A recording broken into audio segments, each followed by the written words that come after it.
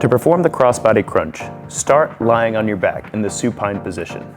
Then, pull your knees to where your feet are flatter on the ground in a sit-up position and cross one heel over the other knee.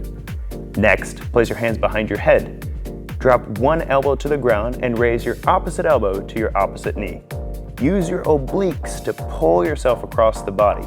Your obliques are a rotational muscle, and those are the muscles we're working toward in this exercise. Continue with good form on both sides for all repetitions. The crossbody crunch is one of my favorite exercises because it teaches us how to use our obliques and our rectus abdominis together. This creates more spinal stability and really helps with the whole love handle chiseling thing. Let's get into it.